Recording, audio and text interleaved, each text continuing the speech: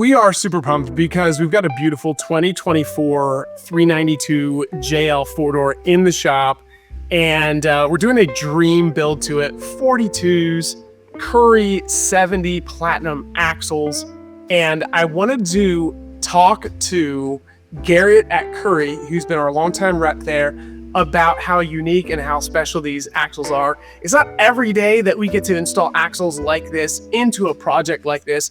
And so when we uncrated these things, I thought, man, what a cool opportunity to talk about these products. So Garret, thanks for joining me on this video. Absolutely. Well, my name is Garret. I'm from Currie Enterprises. I've been here for quite some time. Worked on a lot of race teams as well as here at Currie. So I'm very hands-on. I do know my way around a car, a truck, all kinds of different things. So I do have a lot of background in that area. I think the first thing that I wanted to talk a little bit about here, when you look at these axles, one thing that's unique is there's a ring gear deflection bolt, like cast into the axle, and it looks very intentional. And we can rationalize about what it's there for. But do you want to maybe speak to that a little bit? Yeah, absolutely. So the load bolt, it's nothing new. It's not new technology. It's something that we integrated from a lot of desert racing, a lot of drag racing stuff that we've done. Main thing with it is it basically rides just on the backside of the ring gear. And so when there's the ring and the pinion under load, want to push away from each other. And that's how you get chipped teeth. You get broken pinion teeth, broken ring gear teeth. The gears actually climb up on each other, and it's more leverage on the tooth, and it snaps the tooth.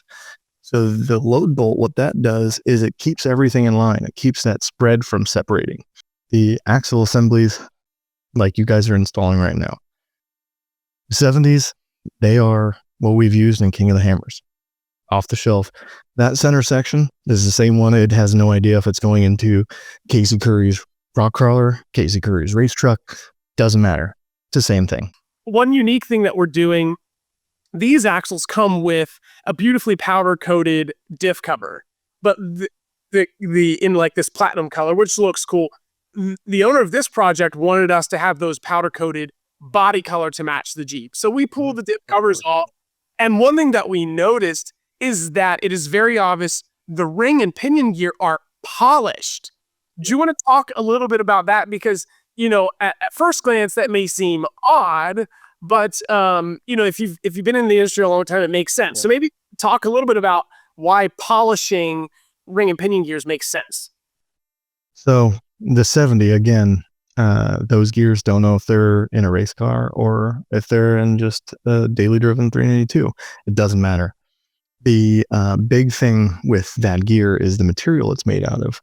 The material it's made out of is actually a little bit softer than, we'll say, a standard Dana 60 gear. And the reason for that is so that it can take that abuse. It can take that shock loading, and it doesn't crack. It doesn't do that. So those gears are very special. They're made in one plant in the world, in Italy. So they are very special. They're for you. It's not like It's not like these gears came in like a 78, 79 F350 high pinion axle. These are proprietary high pinion, high point gears that you guys are using. Yeah. And so the gear, we changed the material when we had these made for us. We changed the material so it's more of the race gear, not just necessarily a super hard gear. Because we wanted to make sure that it is strong. The other thing we did with it is that the 70 has a 35 spline pinion, not like the standard 29 spline that a Dana 60 would have. So it's a larger pinion. So it is a lot bigger in that aspect, as well as the 11-inch ring gear. It's huge. So polishing that, what it does is just takes the imperfections out of the gear. Technically makes them run a little cooler and stuff, because again, it's taking those imperfections out so that the thing just runs smoother. One thing when looking at these things, it is evident how massive they are when you look at the center section, the outer knuckles, and the inner C's.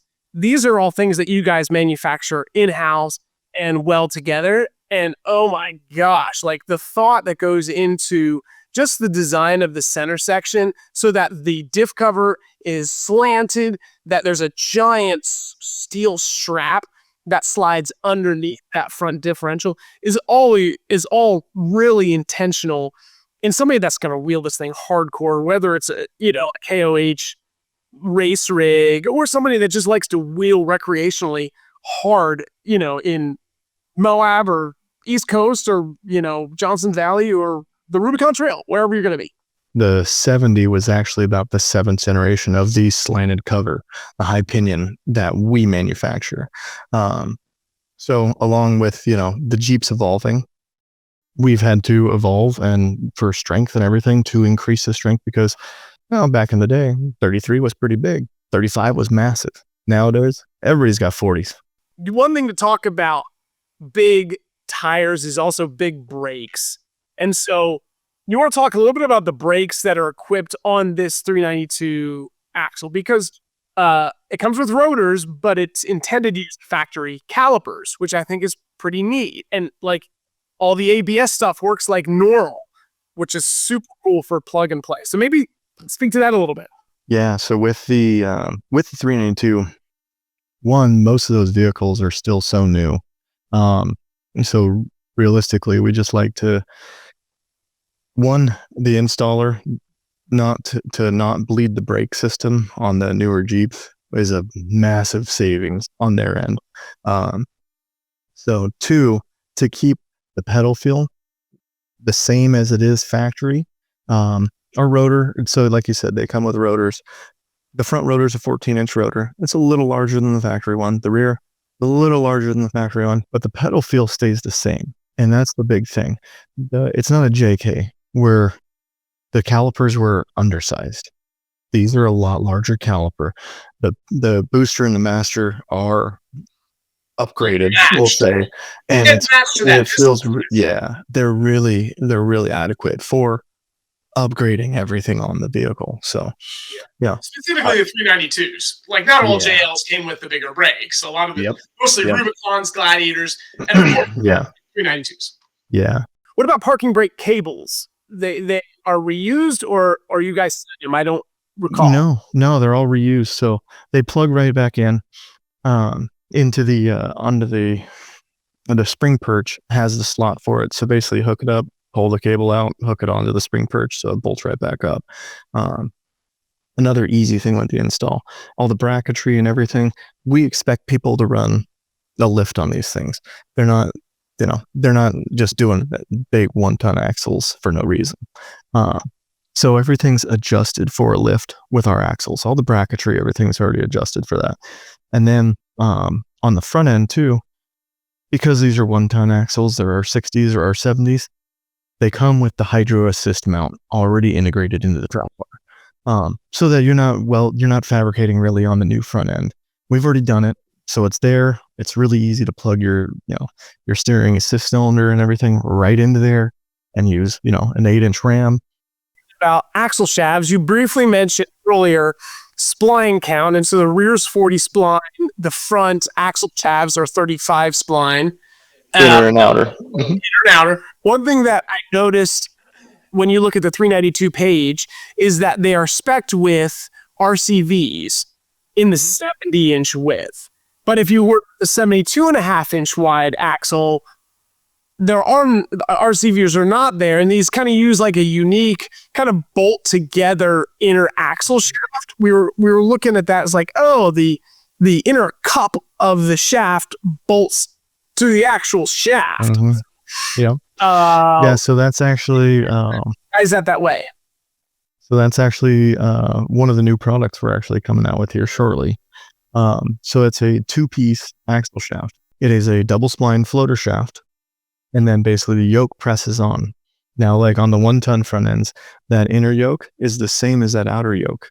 So if you ever were going on a trip or anything, what you can do is you can carry one spare yoke, because if a U-joint tears up a yoke or dings up a yoke or anything, you can carry one and it can go inner or outer. So the serviceability on it is a lot easier rather than throwing the whole thing away and ruining everything. It's modular. So these axles are packaged 392 specific. Do you want to talk a little bit about that? Maybe somebody's watching this and they don't have a 392. They put their Hemi swapped JL, or do you know, like, what is the difference on these that they make So 392 Platinum?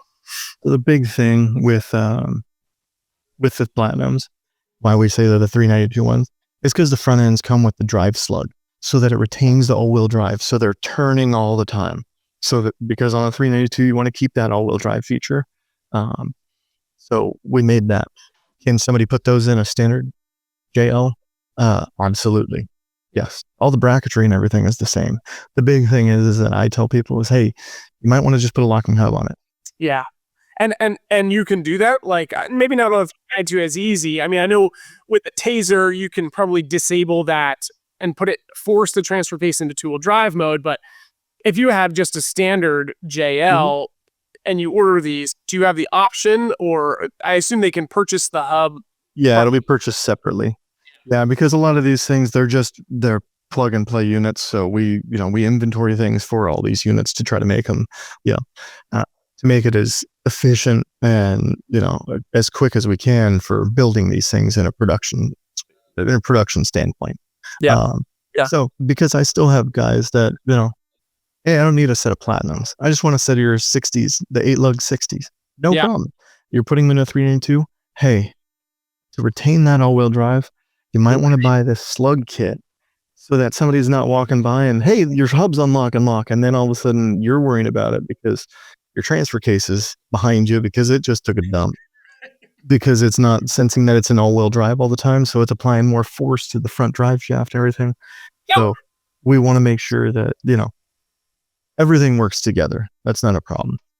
It's just with the application, it's a little more specific. So one thing I think it's cool for people is to touch and feel. Like, people love seeing this stuff and seeing axles. And I know you guys are on the West Coast and we're on the East Coast. And obviously, when this is done, it's going back to the client who lives in Virginia. And so, oh, really? Okay. How does somebody actually see your product? I mean, I know you guys you're at a bunch of events throughout the year. Yeah. Do you guys haul demo product like this around? Oh yeah, absolutely. Yeah, this year we got King of the Hammers, which is really about an hour and a half away from here. So that's kind of our backyard. So like that show, but we have a booth set up and stuff, mainly apparel and small stuff. From there, really then it just goes into Easter Jeep Safari. And then we kind of head a little more east. We go to Jeep Beach, where we've been going to Jeep Beach for the last, I think 7 years now. So we're getting more, people are recognizing us a little bit more when we come out there now and stuff. In August, we're going to be going to Smoky Mountain again. Oh, it's yeah. a good show. We really liked going there. I went for the first time for us 2 years ago, and I was shocked. We'd never been there, and a bunch of our friends were like, hey, you guys should go out there. You should check it out. Really been surprised. The people there are great. And then we got like Offroad Expo, and then SEMA most likely. And I'm sure you guys are active on all social platforms: YouTube, Facebook, Instagram, TikTok, and so a lot of content there. I think maybe the last thing to cover here is when someone's planning a build like this, what are some of the extra things to think about? Obviously, if you've got a 392, it's got 5-lug wheels and not 8-lug wheels. These axles don't come with a drag link. So, like, what happens there? Obviously, your factory drive shafts aren't going to work. Is there any other components maybe that in the planning phase should be thought about as you're putting this all together? Yeah, I mean, like the ram, obviously a steering ram. Steering ram is always a great idea when you're going to that big stuff. The factory, pumps and everything are not meant for 40-inch tall tires. Yeah. So we do suggest that stuff. Drive shafts, you got to do drive shafts no matter what. Because of the 1350s, the 70s and the 60s all come with 1350 yokes. So, that's one thing. Yeah, the 8-lug wheels compared to the 5-lug and everything like that.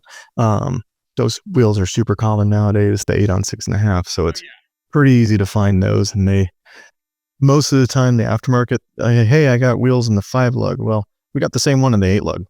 So it's pretty cool. But yeah, I mean, the drag link, like you were talking about, technically, if you wanted to, the way that that upper steering arm is kinked and everything is to keep it in the factory location.